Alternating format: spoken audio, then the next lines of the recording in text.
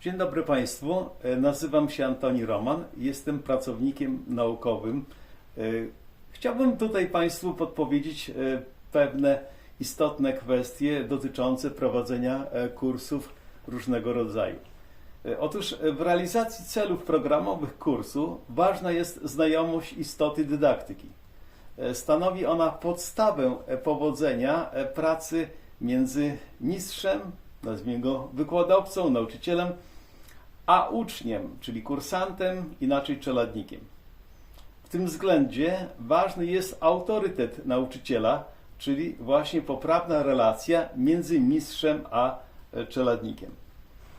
Sprawna i skuteczna organizacja pracy dydaktycznej, ona dotyczy z jednej strony procesu nauczania, procesu uczenia się, jak też procesu samokształcenia. Podczas tych właśnie działań z jednej strony kursant przyswaja, czy inaczej opanowuje pewną wiedzę, wyrabia też określone umiejętności, ale też doskonali te umiejętności, które nazywają się później nawykami, czyli wyrabia właśnie nawyki. Ponadto w procesie dydaktycznym kształtowana jest też świadomość i prawidłowa motywacja do działania. Również możemy wskazać, że w procesie dydaktycznym rozwijane są zdolności poznawcze, zainteresowania, zamiłowania, pasje, inaczej pewne hobby, ale też chęć pracy nad sobą i pracy w zespole, w jakiejś określonej grupie. Osiąganie celów kursu zależy od przestrzegania zasad dydaktycznych. Odpowiadają one na pytanie, jak to robić, ażeby osiągnąć zamierzone cele. Zasady nauczania to jest taki swoisty kierunkowskaz, drogowskaz w osiąganiu zaplanowanych tutaj celów. Można to też porównać z przemieszczaniem się w gęstym lesie, ciemnym lesie i tutaj potrzebna jest latarka, która właśnie ochroni, umożliwi nam prawidłową marszrutem przejście przez właśnie ten teren, nie napotykając się na gałęzie, na jakieś korzenie czy też doły. Chciałbym w związku z tym pokazać, że są pewne zasady, pewne prawidłowości w procesie dydaktycznym. Jedną z nich to jest zasada przywództwa w procesie dydaktycznym, inaczej zasada autorytetu, dzięki któremu właśnie nauczyciel staje się prowadzącym, kierownikiem, doradcą, starszym kolegą, przyjacielem, a nawet mistrzem. Tworzy się właśnie taka struktura hierarchiczna w organizacji i inaczej można powiedzieć, że autorytet to jest pozytywna ocena dająca tejże właśnie prowadzącej osobie prestiż, powagę procesu dydaktycznego. Osoba, która posiada autorytet, jest właśnie specjalistą, znawcą, wyrocznią, ale też można powiedzieć, że jest mistrzem. Druga zasada jest to zasada systematyczności i ciągłości w nauczaniu. Otóż nauczanie to planowany, logicznie uporządkowany i ciągły, inaczej ustawiczny proces, który jest wewnętrznie spójnie połączony, czyli inaczej skorelowany. Dlatego też opanowanie treści kursu wymaga systematyczności i ciągłości oraz rytmiczności i skrupulatności w spełnianiu naznaczonych obowiązków. Nieprzestrzeganie tejże właśnie zasady przyczynia się do powstania luk programowych.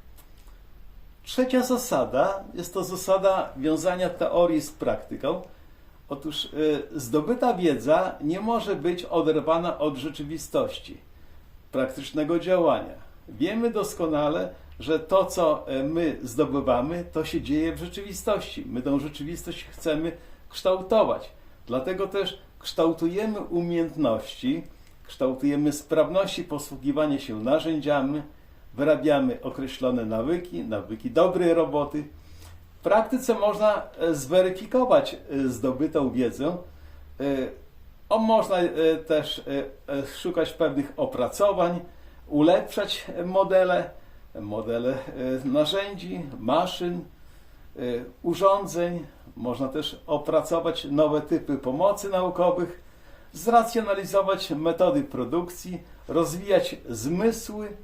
Można też tutaj kształtować pewne zdolności praktycznego myślenia, zmysł konstrukcyjny, wyobraźnię, a także pogłębiać zdobytą wiedzę.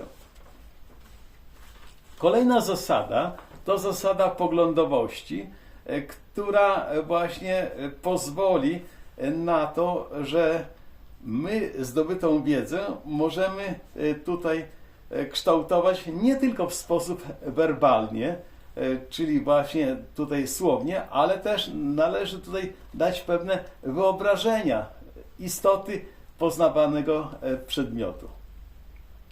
Kolejna zasada jest to zasada świadomości i aktywności kursantów w procesie nauczania, czyli inaczej świadomego udziału uczestnika kursu w procesie dydaktycznym. Dotyczy to właśnie świadomego przyswajania celów, opanowania wiadomości, kształtowania umiejętności, wyrabiania nawyków, rozwijania zdolności poznawczych, zamiłowań, hobby, pasji, ale też aktywnego i twórczego współuczestnictwa w procesie kontrolowania osiąganych wyników. Inna zasada to zasada stopniowania trudności. Otóż rozwój kursantów, zakres i jakość opanowanych treści, umiejętności czy też nawyków wiąże się z zasadą przystępności, uzależnioną od warunków realizacji kursu i poziomu rozwoju fizycznego, psychicznego, duchowego, ale też i społecznego kursantów. Inaczej cech indywidualnych podopiecznych. Można powiedzieć, że to wszystko wynika ze stanu zdrowotnego, czyli właśnie od tej sprawności fizycznej, psychicznej, duchowej, inaczej świadomościowej, ale też od pewnych relacji wiążących między kolejnymi osobnikami, różnymi podmiotami w procesie dydaktycznym. Inna zasada to zasada trwałości wyników nauczania. Oznacza to, że należy stosować odpowiednie metody, techniki, środki i formy, dzięki którym właśnie wiadomości, umiejętności i nawyki będą trwałe, będą dokładne, a także rozwojowe, głębokie, usystematyzowane, jak też użyteczne w praktycznym działaniu. No i oczywiście ostatnia zasada to zasada postępującego rozwoju społeczeństwa. Mam tu na myśli, że społeczeństwo ono się powinno rozwijać. Przez to, że się rozwija gospodarka, rozwija się też i człowiek. Dlatego też dążąc do coraz to wyższego poziomu dobrobytu społecznego, mamy na uwadze postęp w gospodarce, który przekłada się następnie na postęp stopy życiowej populacji i jak też wzrostu dobrobytu społecznego. Wszelkie działanie, w tym m.in. właśnie prowadzenie kursów, nakierunkowane są na rozwój człowieka i optymalne zaspokajanie jego potrzeb. Dziękuję bardzo za uwagę.